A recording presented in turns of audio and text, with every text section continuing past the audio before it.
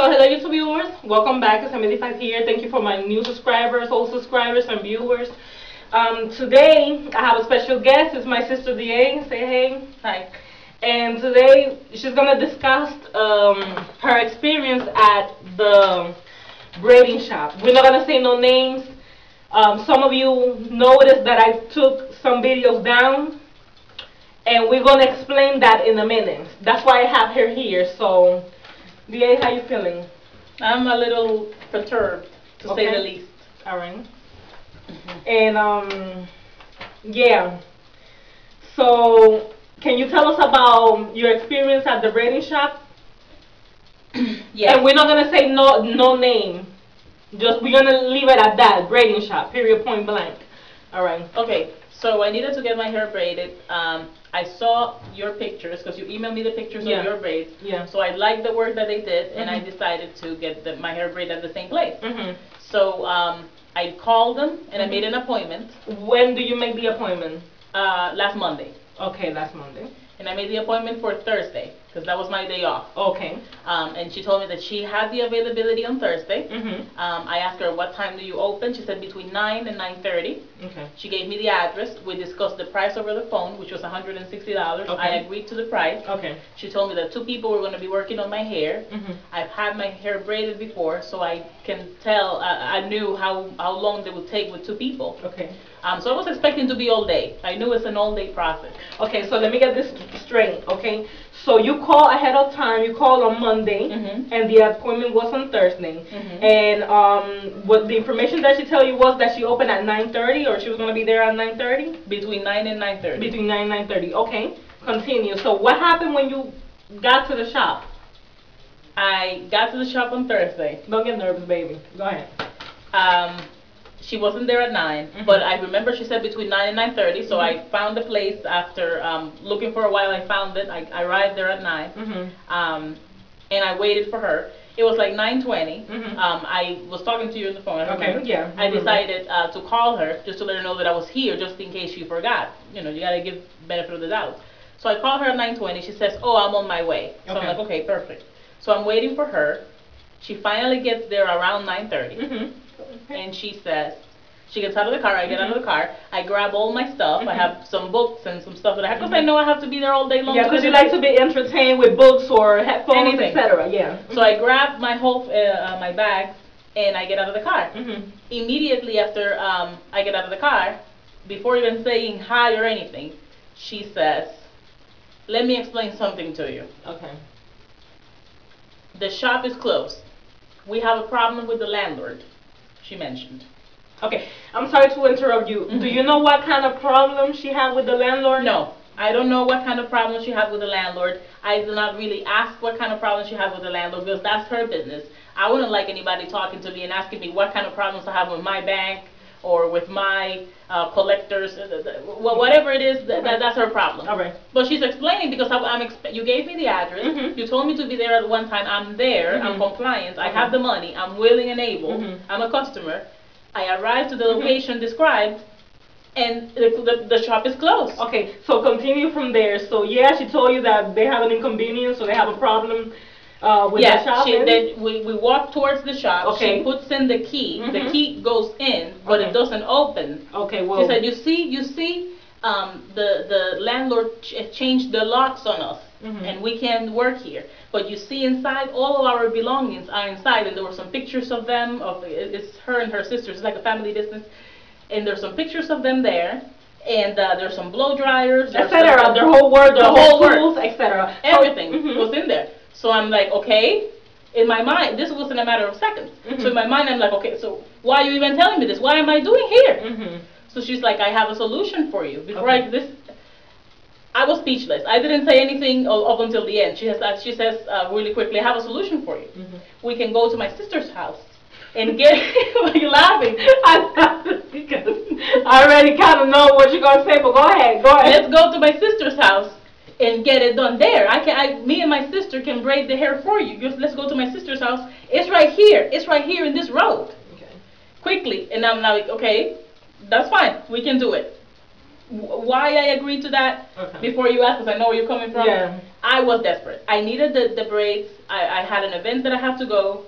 That was the only day off that I had. I had the money was the $160. I believe was good. It was good money for that. Okay, so for you, I'm sorry, it was an affordable price, and you were desperate because it's Thanksgiving and you need to go someplace. I need to look good. Yeah, I need to look good, exactly. So I knew that if I did not agree to that, then that means finding another place which decent salon is going to take you so short notice for such a lengthy procedure. Yeah. That is 8 hours, 10 hours, who knows how long it takes. You know what I mean? Exactly. I was desperate. I had to do it, and at the same time, she looked even more desperate than me. Exactly. Because her shop just closed. Exactly, because of the situation. Okay, now, wow, you got me like speechless because she tell you at what time to come, etc. You there, you let her know ahead of time, and then she comes out with they have a problem with the landlord. I think that when you have businesses. It could be, whatever business you have, food businesses or, hair businesses. The landlord, tells you ahead of time if they're going to close the shop or whatever because you're not paying or something like that. And apparently she told you none of that. Anyway, just until the date. So she's like, we don't want to lose any customers. So you look even more desperate than me. Okay, so anyway, let's head it up because time is running out. Okay, go ahead. So you went to her house. No, so how? Okay, go ahead. So so she's like, okay, so let's just follow me. It's right here. It's right here. Okay. So I went ahead. I get in my car. Right before I get in my car, she says, oh, but there's one thing. I have to pick up another customer. On my way there, I have to stop at our old location because they used to have another location that also closed. By the way, I have to pick another client, and then once I pick her up, then we can all go together to my sister's house. Okay, so that was a trick. I understand it was a trick. It was a trick. It was part of the hustle. I was hustled. I'm not gonna lie. Okay. I was duped. I was hustled. Okay. You know what I mean? Sometimes you get hustled. You give people the benefit of the doubt. They know that you're desperate for a service, and they take advantage of it. You know what I mean? And then if you react, if you speak your mind and stand your ground and say that this is wrong, this is unacceptable, you look like you look crazy. Yeah. It's like you're like crazy. You're defensive. You know what I mean? You don't want to. This is a bad economy. You don't want to help the people. Exactly. You know what I mean? You don't want to give people the benefit of the doubt. So anyway, I agree to all of this. Okay. I follow her and the lady. She said, it's this road right here. Well, that road that she refers to, let's call it Road A. That road that she refers to is a long road that carries you to 2 or 3 cities. So, it's that road right there, but it's not right there. It's further away. Furthermore, so that means for me, my understanding, you're wasting gas. I'm wasting gas. Exactly. One of the reasons why I selected the shop, in addition to the price, in addition because you already got them done there and I like the work. Okay. It was because of the location. Because it's close enough. I don't have to drive miles and miles to find this place. Okay. Well, we finally got to the sister's house. Fine. We get there. She starts working on the lady. She started, the way the lady had a weave and she was taking the weave out. So the lady was doing a sewing, basically. Yeah. The other lady that she went to pick up required a sewing. She wanted a sewing? Yes. All right, go ahead. So she's working with her hair. Then her sister comes out and says to me, okay, let's work on your hair. And she says to me, I say to her, okay, let me see the pictures. Because when I've gotten my hair braided before, and in the salon, or the person, if not, or if the person's working from their home, they usually have an album. Okay, let me pause you right there real quick. So the inconvenience was not that you had to get your hair braided in her house or nothing like that, right? No.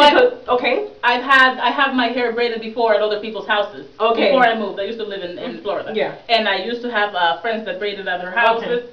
Some people work from home, that's fine. Okay. So that wasn't the big deal. It's the whole deceiving. You should have told me ahead of time there's going to be another location, not the location that I told you before because of the gas money. You should have told me also that you had another customer.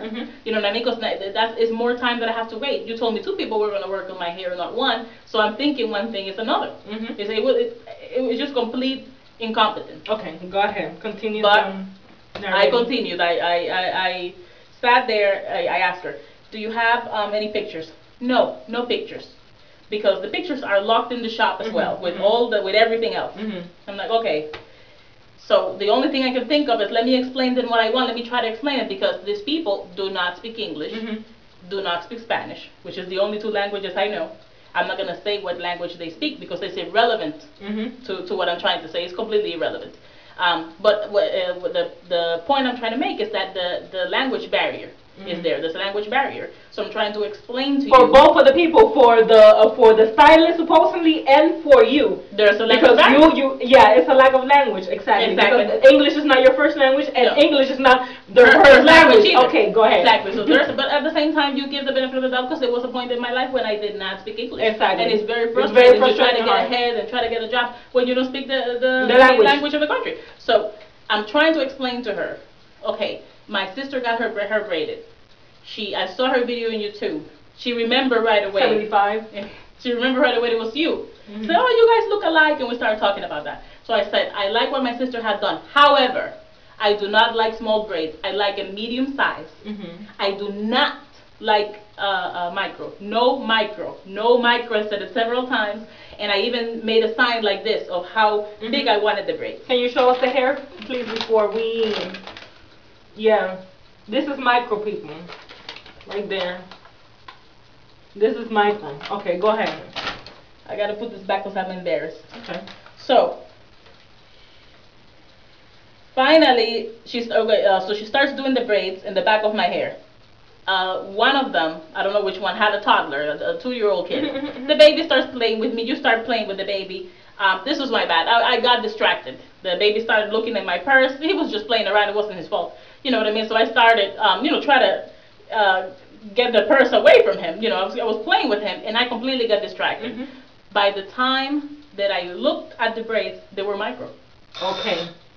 So clearly she didn't listen. You know what? There's going to be a second part about this discussion. Okay, so stay tuned. This has been 75. All right? Stay tuned for the second part.